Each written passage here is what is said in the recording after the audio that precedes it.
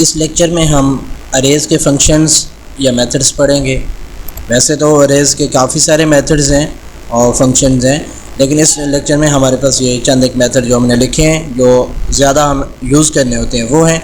तमाम मेथड्स अगर आप पढ़ना चाहते हैं तो एडवांस वाली ट्रेनिंग में तमाम मेथड्स और फंक्शंस की डिटेल के साथ वीडियोस मौजूद हैं, आप वहाँ से देख सकते हैं।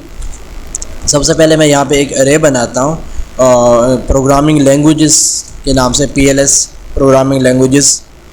तो इसमें मेरे पास प्रोग्रामिंग लैंग्वेजेस डिफरेंट हैं, मसलन HTML है, comma CSS, comma JavaScript, jQuery, Ajax, XML, JSON, regular expression और इसके बाद बूटस्ट्रैप वगैरह।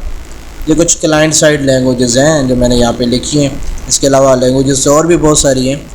सबसे पहले मैं इसको मैं कंसोल पे लॉग कराना चाहता हूँ, तो console.log PLS और इसकी आउटपुट देखता हूँ।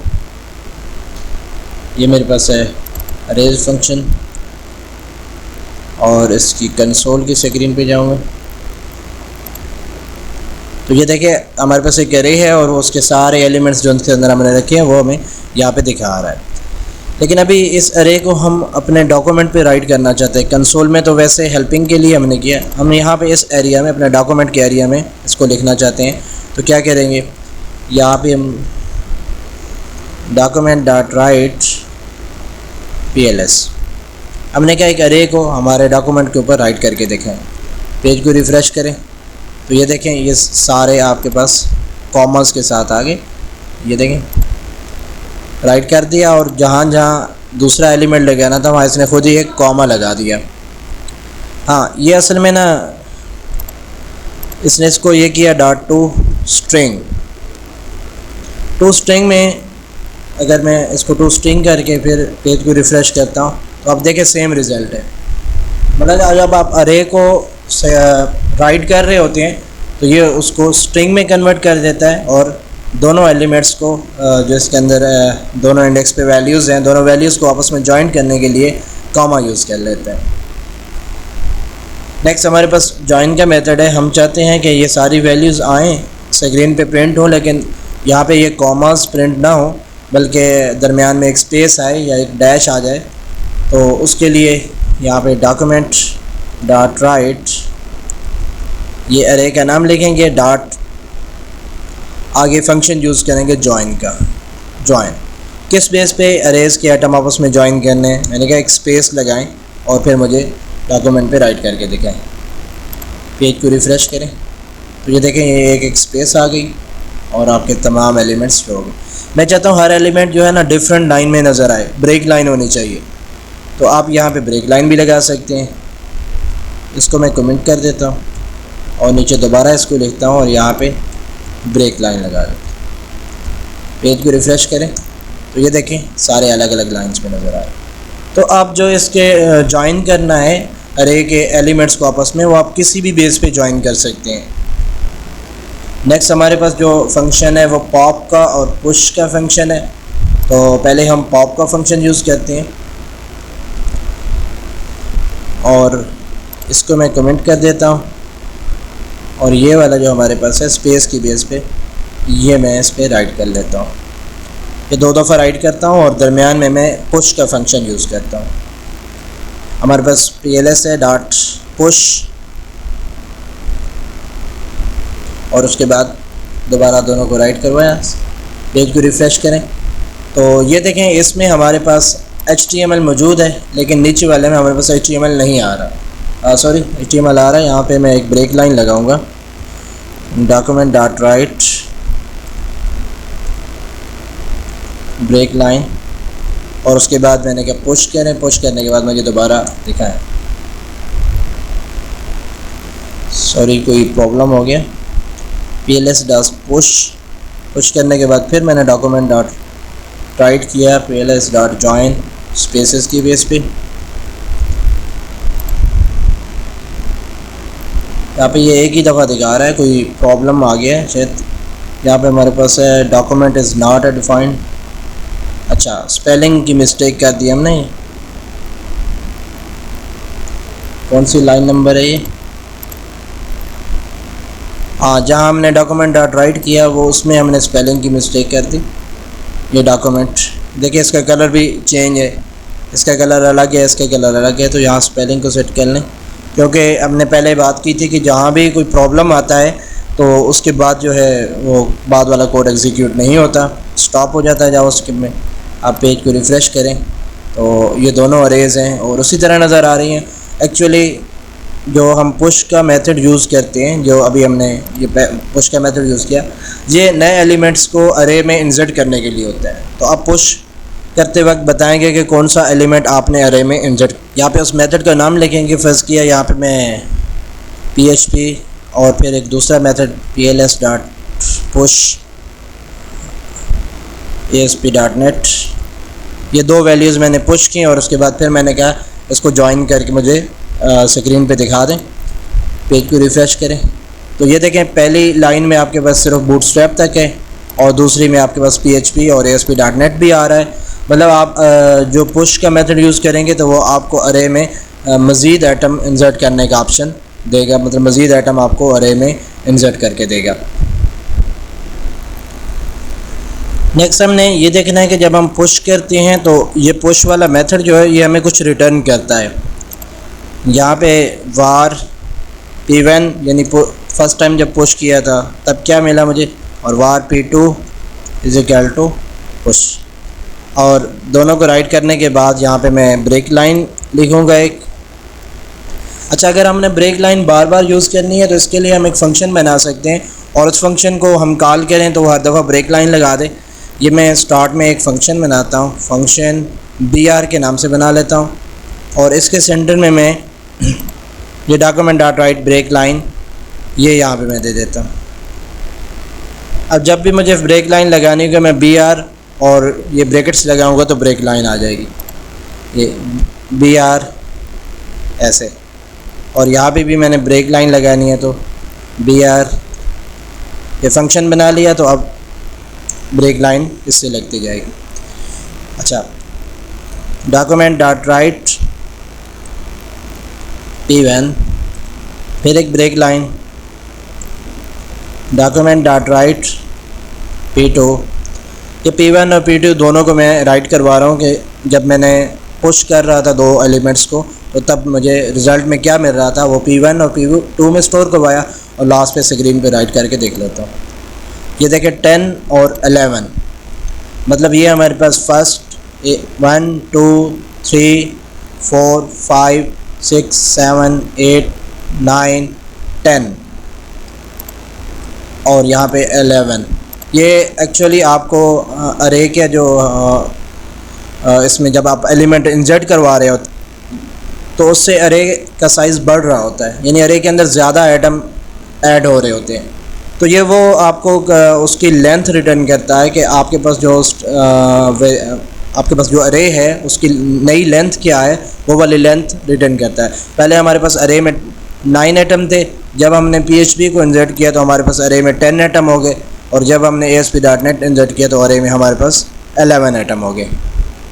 अगर आप यहाँ से काउंट करना चाहें तो ये देखें 1 2 3 4 5 6 7 और ये रेगुलर एक्सप्रेशन एक ही है 8 9 और जब PHP इंसर्ट किया तो उसने कहा 10 और जब ASP.NET इंसर्ट किया तो उसने कहा 11।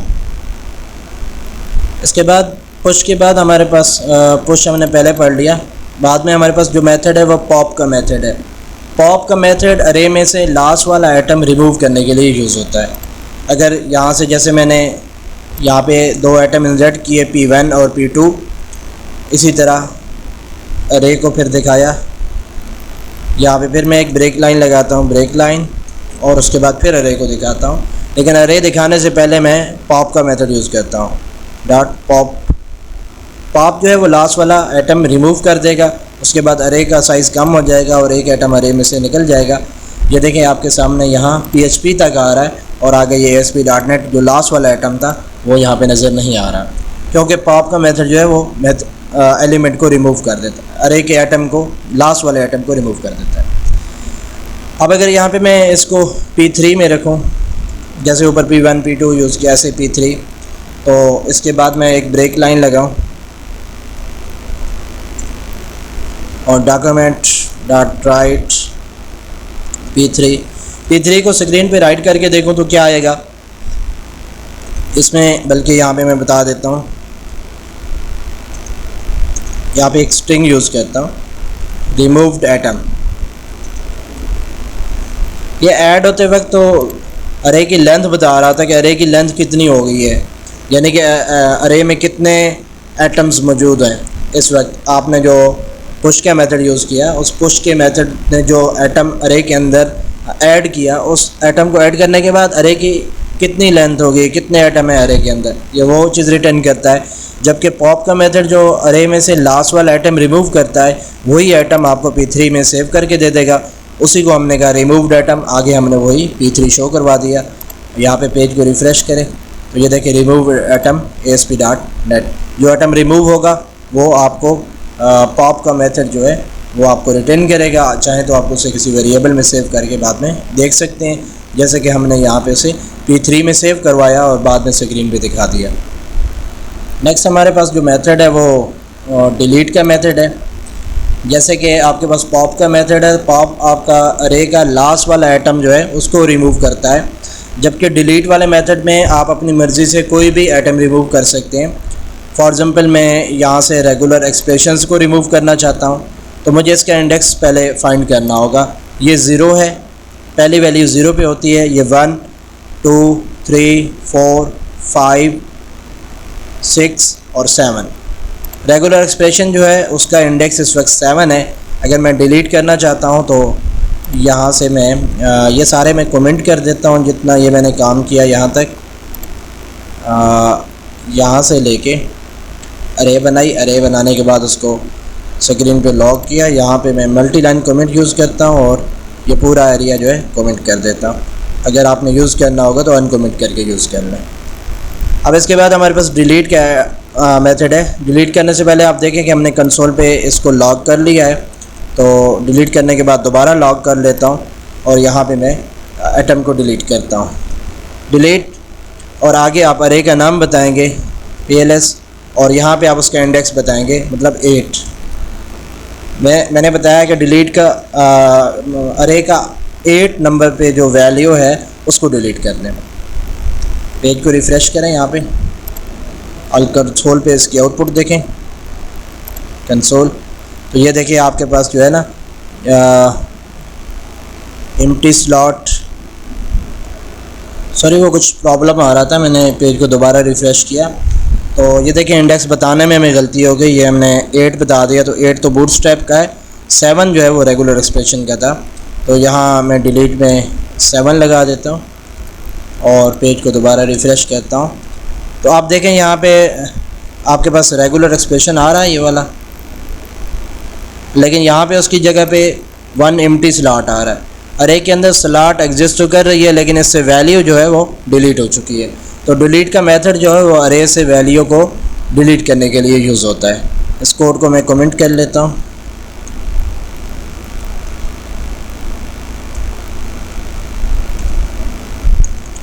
नेक्स्ट हमारे पास जो है वो मेथड वो सॉर्ट और रिवर्स का मेथड है।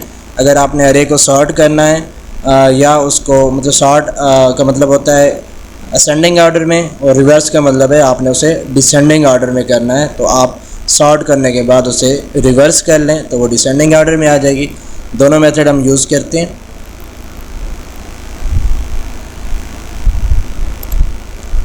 पहले कंसोल पे हमने लॉग करना है, ये console.log हमारे पास अरे मौजूद है। आप कंसोल पे लॉग नहीं करना चाहते तो आप इसको ज्वाइन करके स्ट्रिंग को document.write कर लें, उसमें आप ज्वाइन कर लें।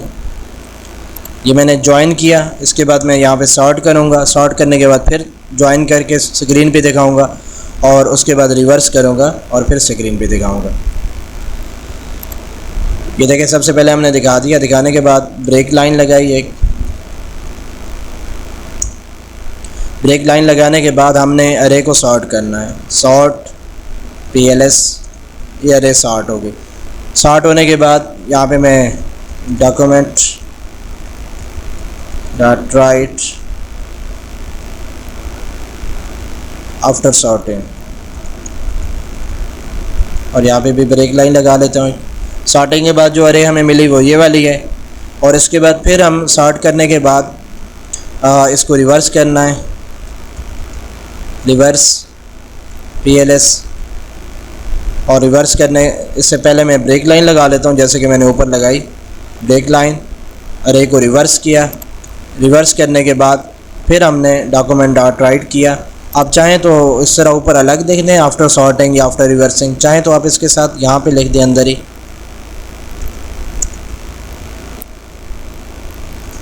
आफ्टर रिवर्सिंग और ब्रेक लाइन लगा दें। अब स्क्रीन पे आउटपुट देखें इसकी।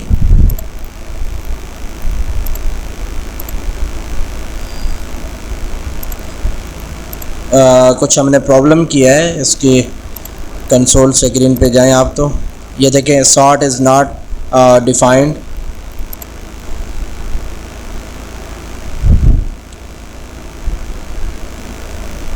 सॉरी, आपने जो सॉर्ट और रिवर्स का फंक्शन कॉल किया ये सही नहीं है। इसको आपने इस तरह कॉल नहीं करना, सॉर्ट के अंदर अरे को पास नहीं करना, बल्कि अरे के साथ जैसे आपके पास ये जॉइन का मेथड है, इसी तरह सॉर्ट का मेथड भी आपने अरे का नाम डॉट सॉर्ट ऐसे लिखना है। ये एक्चुअली कुछ दूसरी प्रोग्रामिंग लैंग्वेजेस हैं, उसमें हम फंक्शन का नाम लिखते हैं और अंदर अरे पास करते हैं तो वो उसको सॉर्ट कर देती है। मेरे जहन में वो आ रहा था, तो आपने यूँ करना है अरे डॉट सॉर्ट, और यहाँ पे ये आप लाइन रिमूव कर दें। इसी तरह रिवर्स भी अरे का नाम लिखें डॉट रिवर्स और आगे मेथड का नाम। अब आउटपुट चेक करें, तो ये देखिए आपके सामने ये HTML CSS ये सॉर्ट होने से पहले और आफ्टर सॉर्टिंग, ये देखें पहले एजेक्स है, फिर बूटस्ट्रैप, फिर CSS ABC के हिसाब से सॉर्ट हो गई। और ये आपके पास रिवर्स ऑर्डर में है, ये देखिए XML X, और ये आपके पास एजेक्स जो है वो पहले लास्ट पे आ रहा है, फिर उससे पहले बूटस्ट्रैप, उससे पहले CSS। तो ये आपके पास सॉर्टिंग और रिवर्स ऑर्डर में यानी असेंडिंग ऑर्डर में और डिसेंडिंग ऑर्डर में करने का मेथड था। अरे के और भी बहुत सारे मेथड्स हैं, जिस तरह हमने स्लाइस करना है, मुख्तलिफ अरेज को आपस में ज्वाइन करना है, लेकिन ये तमाम मेथड्स हमारे एडवांस वाले ट्रेनिंग में मौजूद हैं। इस ट्रेनिंग में हमारे पास अरे के यही वाले मेथड्स हैं। नेक्स्ट लेक्चर में हमने लूपिंग पढ़नी है कि मुख्तलिफ लूप्स हम चलाते हैं मुख्तलिफ कामों के लिए, तो लूप क्या होता है और कैसे काम करता है, आइए नेक्स्ट लेक्चर में देखते हैं।